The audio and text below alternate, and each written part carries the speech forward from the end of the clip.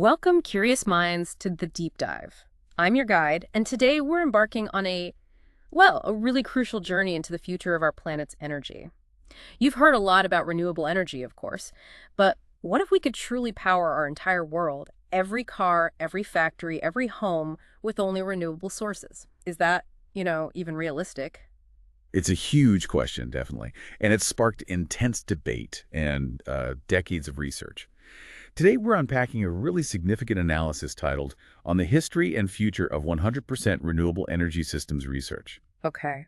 This comprehensive study, it gives us an incredible shortcut, really, to understanding the whole journey of this field, from its, visionary beginnings right up to the cutting-edge stuff being explored now. Right. So our mission today is to pull out the most important nuggets from this study. We'll get clear on what 100% renewable energy systems actually means, trace its surprisingly long history, look at the big criticisms it faces, and then see where the research is heading. Exactly. What does it all mean for our future? Let's dive in. So when this study talks about 100% renewable energy systems, or RE systems, it's got to be more than just solar panels on your roof, right? What exactly are we talking about? Yeah, that's right. It goes way beyond just powering our homes. When we talk 100% RES systems here, we're really discussing using renewables for all energy needs and also non-energy industrial stuff too. All of it. Okay. Yeah, this analysis looks at the whole energy picture, the sources, how we convert them, store them, transport them, all the way to the final use in, every single sector. And which key renewable sources are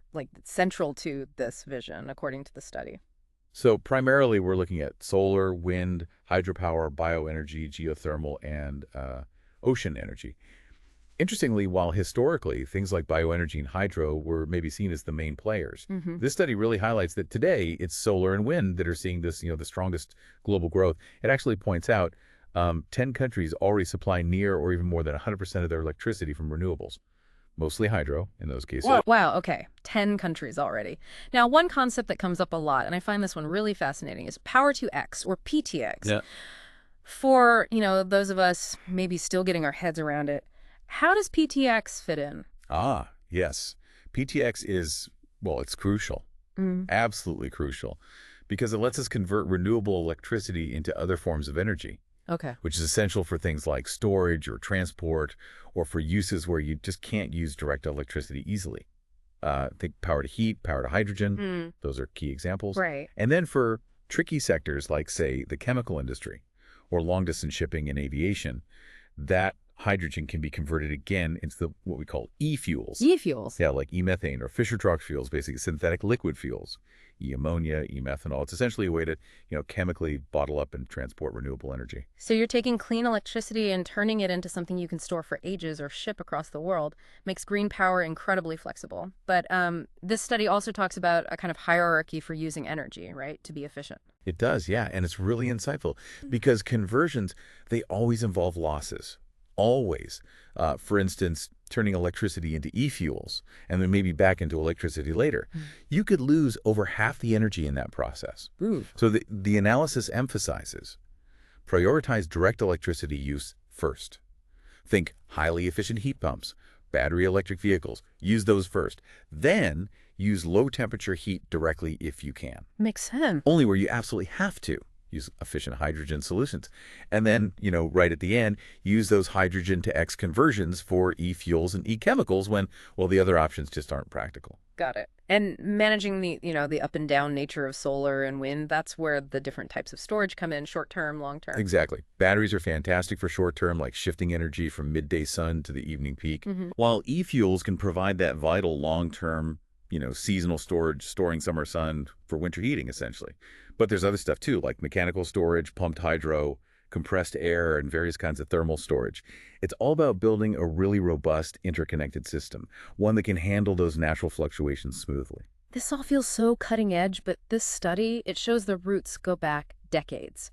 Can you walk us through some of those, frankly, surprising milestones? It's true, yeah. The concept isn't new at all. The first known 100% renewable energy system analysis, published way back in 1975. 75, wow. Yeah, by a researcher named Sørensen, focusing on Denmark. And it was published in Science, the journal. In Science, that's major. Absolutely. Imagine 1975, the world deep in fossil fuels, and here's this vision. But remarkably, science has only published one other article looking at 100% RE scenarios since then. Only one Yeah, since 1975. That seems like a huge gap for such a critical topic, especially now. Yeah. it does, doesn't it? The very next year, 1976, Amory Levins published his famous soft energy path for the U.S., which really helped frame the whole idea for a wider audience. Right, I've heard of that. Then fast forward to 1996, and Sorensen again, he published the first global academic analysis of a 100% RE system. So the vision went global quite a while ago. So the thinking was there, but what about, policy impact? Did this early research get picked up by big international bodies right away, or was there, like, resistance? Well, not as quickly as you might think. There was a report for Greenpeace in 1993 trying to get the IPCC, the climate change panel, interested in 100% RE scenarios. Okay. But this study notes it took another 25 years for the IPCC to even acknowledge 100% RE research properly. 25 years, yikes. Yeah, it wasn't really until 2009, with work by Jacobson and DeLucci, that was the second global 100% RE system analysis, that things started to shift. That study is now the most cited paper of the whole field. It really helped kickstart a global breakthrough for 100% RE. Okay, 2009. That feels like a turning point. What actually caused that breakthrough? Why the sudden surge in interest? Two big things, really. First, a massive drop in the cost of renewables, especially wind power and solar PV. Right. Suddenly, these pathways started looking economically, well, feasible. Right, the economics changed. Exactly. And the second thing the analysis highlights was that Power-to-X concept really providing a conceptual breakthrough around that same time, 2009. It let researchers link renewable electricity consistently with renewable fuels, getting away from earlier reliance on potentially unsustainable bioenergy. That opened up pathways for all sectors. That makes sense. This study also uses Germany's energy transition, the Energiewende, as a kind of real-world case study. How has their journey towards 100% RE played out? Yeah, Germany's path really shows a gradual acceptance and then acceleration. Back in the 80s, studies there projected maybe 30% renewables by 2030. Math. By 2000, even with the decision to phase out nuclear power, scenarios were still only looking at maybe 60-65% renewables. But then sustained political pressure, from movements like Fridays for Future, that really pushed the agenda. And now, partly because of recent geopolitical events, German politicians are talking about being largely free of fossil fuels for electricity by 2035. That's basically a 100% RE target for their power supply. And it's moving incredibly fast now. Wow, that's a huge shift in ambition. It sounds like an enormous amount of complex modeling and research goes into these projections. The study says the field is very young and growing fast. What does that growth actually look like? It was booming. Absolutely booming. Most papers in this entire field have been published just since 2018. Since 2018? Yeah, get this. In 2021 alone, more papers were published than in all the years before 2015 combined. That's incredible growth. It is. The field's annual growth rate between 2010 and 2020 was about 27%, but then it accelerated to 52% year on year in 2021. It just shows this massive surge in interest and research output. Okay, so hundreds of papers, lots of research groups. How do these studies typically figure out the mix, like the shares of solar versus wind? And why do they sometimes come up with, well, pretty different answers? Right. Well, first off, the global 100% RE studies, they consistently find that a global 100% RE system is achievable by mid-century. That's a key takeaway. Okay, good to know. But yeah, the details differ. The analysis points to several reasons, especially for why solar PV shares vary so much. One big one, older models often used just unreasonably high-cost projections for solar PV. They assumed it would stay expensive. Exactly, which effectively blocked higher solar shares in the model results because they just didn't foresee how dramatically costs would fall in the mid to late 2010s. Okay, what else? Second, scenarios that rely really heavily on bioenergy, they might need less solar PV. But using that much bioenergy can clash with, sustainability limits, land use, food supply, that sort of thing. Right, trade-offs there. Third, some models deliberately prioritize having a diverse mix of renewables like concentrated solar power or CSP for system robustness, even if that makes the overall system slightly more expensive than just going all in on the absolute cheapest option, like solar PV plus batteries. So reliability versus pure cost optimization. Kind of, yeah. And fourth, models that don't fully include all the sector coupling options or assume key flexibility, things like batteries and electrolyzers, will stay really expensive. They tend to end up with lower shares of variable renewables like solar and wind. Solar PV especially really benefits from cheap electrolyzers for that PTX route. So this really highlights that the assumptions you feed into these complex models, they're just as important as the raw data, right? They fundamentally shape the outcome. Precisely. The study really emphasizes that. Assumptions about future energy demand, how much progress we make on energy efficiency, how we use bioenergy, they all profoundly affect how much wind and solar generation the models project. It shows how the modeling details themselves can really shape what we think is feasible. Given these are such ambitious goals, it's, well, not surprising that 100% RE research has faced criticism. This study mentions several key areas of doubt. What are the main arguments skeptics tend to raise? Yeah, you're right. The whole field basically challenges this long-held idea that you need fossil fuels or nuclear energy for a stable modern energy system. So critics often raise doubts about, well, technical feasibility or cost competitiveness or resource availability. The big questions. Right. But what this study shows is that as the field has matured and the research has gotten more detailed, many of those early criticisms, they're just not really holding up under scrutiny. Okay, let's dig into some of those. A big one is energy return on investment, or EROI. What's the argument there, and how does this study tackle claims that EROI limits renewables? Right. ERI is basically the ratio of energy you get out versus the energy you had to put in to get it. Some critics have argued that switching to renewables is a problem because of their EROI, even suggesting, it could lead to economic collapse. Pretty dramatic claims. Yeah.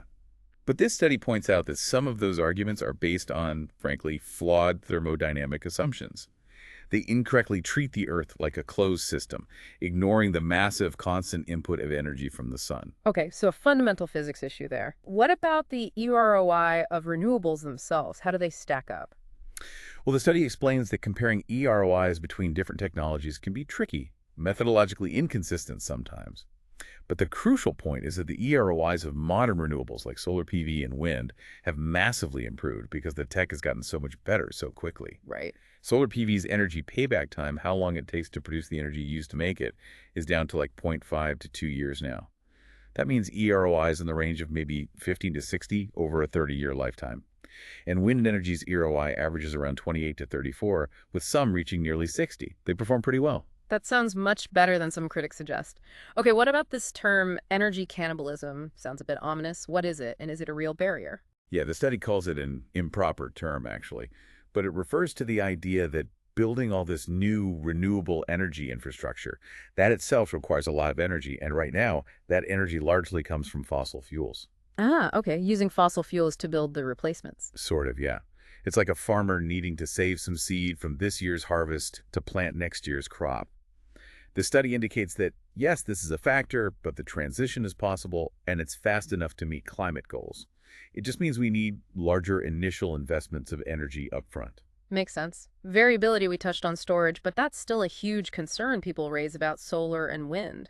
How else do these systems maintain stability? Right, it's a common one. This study highlights a whole toolkit of strategies. Storage is vital. Yes, battery short-term, power to X long-term. But it's also about deliberately oversizing solar and wind capacity. Building more than you need on average. Exactly. Plus strengthening grid interconnections between regions, so, if that's not windy here, it might be windy over there. Also, demand response, getting consumers involved, like smart charging for electric vehicles, or even vehicle-to-grid, where EVs can feed power back. And that comprehensive sector coupling we talked about, really optimizing how electricity, heat, transport, and industry all work together.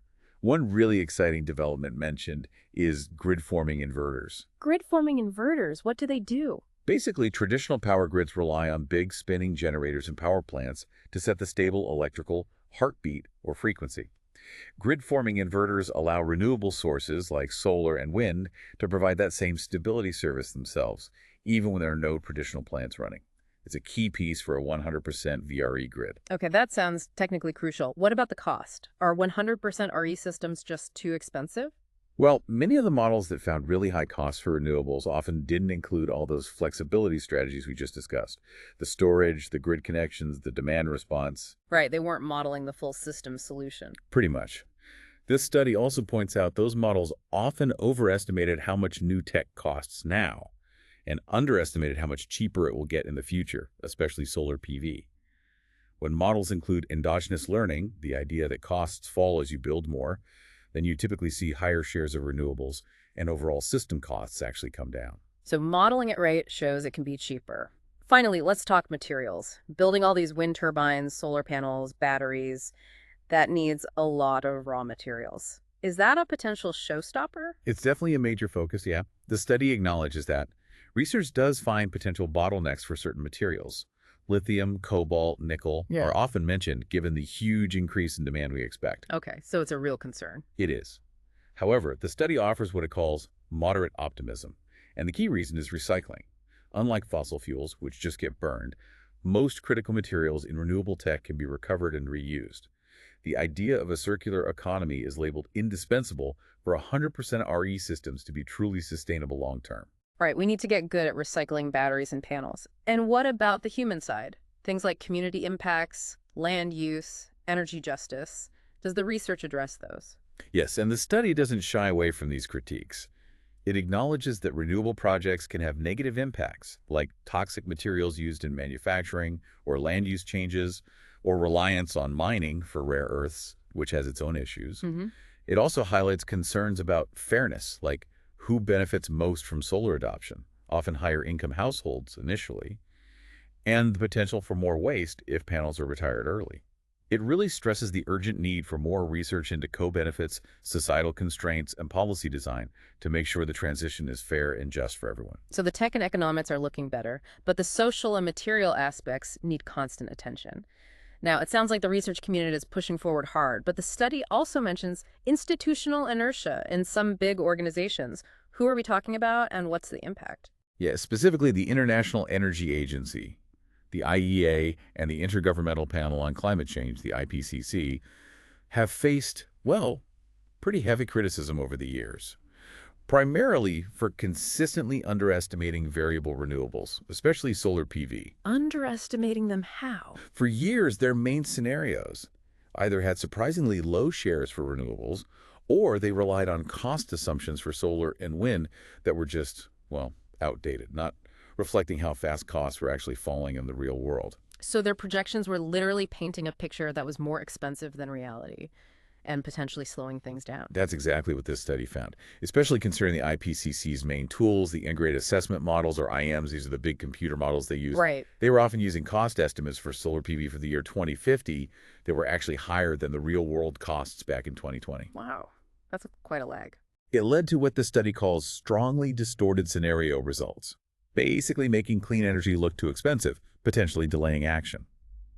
The study also points out how these models have similarly underestimated how quickly electric vehicles would take off and reach cost parity. But has there been any movement? Have these influential bodies started to catch up? Yes, thankfully there has been a shift, partly due to sustained criticism from the research community. The IEA, for instance, finally acknowledged solar PV as the world's cheapest source of new electricity back in 2020. Okay, that's progress. And in late 2021, a scenario based on one of those big IAMs, for the first time, actually met the criteria for a 100% RE system analysis. And it did that by using realistic, low costs for solar PV. That basically pushed out nuclear and fossil fuels with carbon capture in that particular model run. Interesting. However, the study notes that even these more advanced scenarios often still leave out crucial bits, like those hydrogen to X routes for fuels and chemicals, which means they still might be underestimating the total possible share for renewables across the whole economy. So the recommendation from the study is basically get more diverse models, more diverse researchers involved in these big reports to really break through that inertia and show the full picture. Precisely. The analysis argues that a broader range of perspectives and modeling approaches is needed. That would help overcome that institutional drag and get these comprehensive 100% RE scenarios properly considered by policymakers and stakeholders. We've covered so much ground, the concepts, the history, the criticisms, the institutions. As we look ahead, the study doesn't just stop there. It points to where the research needs to go next. What are the biggest remaining gaps or urgent future directions for 100% RE systems research? Yeah, there are several really crucial areas identified. First is fully integrating industry and also carbon dioxide removal, or CDR. Okay, industry and CDR. Right. Current energy models are pretty good at energy, obviously, Yeah. but they often struggle to fully describe a 100% renewable-based industrial sector. Think green steel using hydrogen or chemical production without fossil fuels as feedstock. And CDR options like direct air capture, pulling CO2 straight from the air. They aren't consistently built into these models yet. And CDR is important I, because... because reaching net zero isn't enough for stabilizing the climate long term. We likely need net negative emissions later this century. The study mentions needing to remove maybe 20 to 30 gigatons of CO2 per year by mid-century. That's huge. Wow. Okay, so industry and CDR integration, what's next? Second, dealing with year-to-year variations in resources. A cloudy year, a less windy year. How do we guarantee energy security across multiple years, not just day-to-day? Right, the seasonal storage problem, but scaled up. Exactly. Things like strategic energy reserves storing large amounts of energy in chemical forms like hydrogen or e-fuels, plus international trade in these e-fuels, could be solutions. But we need more detailed analysis. Third, a really holistic look at material criticality. We talked about recycling. Right, and that offers optimism. But a full, detailed analysis of all the material needs for a global 100% RE transition looking at to 2050 and beyond, that's still a major research gap. Okay, so tackling heavy industry, legacy emissions, long-term weather patterns, and making sure we have enough stuff. What about the grid itself and the global picture? Good points. Fourth is power system reliability, specifically for these new inverter-based systems. Oh, As grids move away from traditional spinning generators towards being dominated by renewables connected via inverters. those grid-forming inverters we mentioned. Exactly. We need new analytical tools, maybe even a fundamental rethink of how we design, operate, and plan the power system.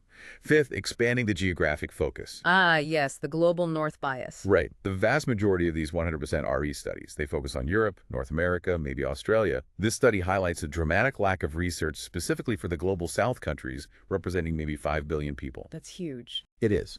We urgently need more geographically detailed global analyses to really enable an energy for all strategy, making sure the transition is equitable worldwide. Okay, 5 down. What else? Sixth, better integration of off-grid solutions.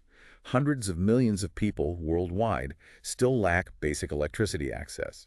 While 100% RE systems promise massive electrification, current models don't really handle that transition well. How people move from maybe small off-grid systems to being connected to a larger grid. Right, bridging that gap. Seventh, really deepening the societal constraints in the models. Techno-economic models are great at costs and physics, but they need to get much better at incorporating social factors.